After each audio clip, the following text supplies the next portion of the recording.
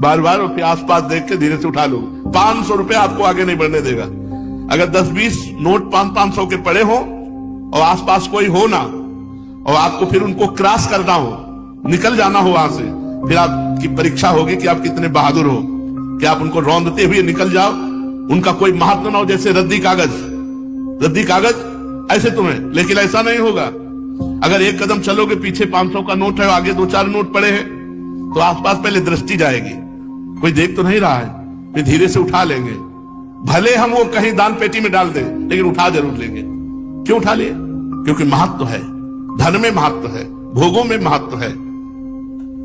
तो ये कहने की बात अलग है कि अरे भाई हमें स्वर्ग के सुख नहीं चाहिए, हमें मोक्ष नहीं चाहिए, हमें प्रेम चाहिए। हम तो ठुकरा देते हैं स्वर्ग के सुखों को, मोक्ष को ठुकरा देते हैं, और 500 का नोट ठुकरा के आगे नहीं बढ़ सकते हैं। अगर गुलाब जामुन मिठाई की बात आ जाए तो मुंह में पानी आ जाएगा, और ठुकरा देते हैं मोक्ष, ब्रह्मानंद। ये सब कहने की बातें हैं। स्वर्ग के दिव्य दिव्य भोगों को ठुकरा सके ऐसा भगवत प्रेमी महात्मा ही केवल होता है। नहीं, एक अप्सरा उतर आती है तो बड़े बड़े ऋषि मुनि जो है ना भ्रष्ट हो जाते हैं, अपनी स्थिति से गिर जाते हैं। और मोक्ष सुख तो बहुत बड़ा सुख है, भगवान के प्रेमी जन उसे ठुकरा देते हैं। मोक्ष सुख को अगर कोई ठुकरा पाया तो भगवत प्रेमी महात्मा, जो अभी स्वर्ग के सुख जानते नहीं।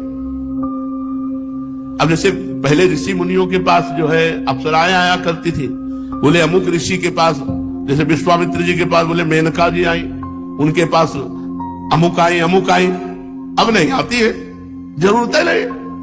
वो तो जो समस्त इंद्रियों पर विजय प्राप्त करके मृत्यु लोक के समस्त भोग प्रणाली को रौंद दिया और हेरा नहीं उनकी तरफ, तब दिव्य लोकों की अप्सराएं उनके सामने आती है। यहां दिव्य आने की जरूरत है नहीं। तो स्वर्ग के सुख तो तब उतरे ना जब मर्त्य लोक के सुखों का विजेता हो। जब मर्त्य लोक के सुखों में ही भ्रष्ट हो गया तो स्वर्ग के सुख की बात क्या।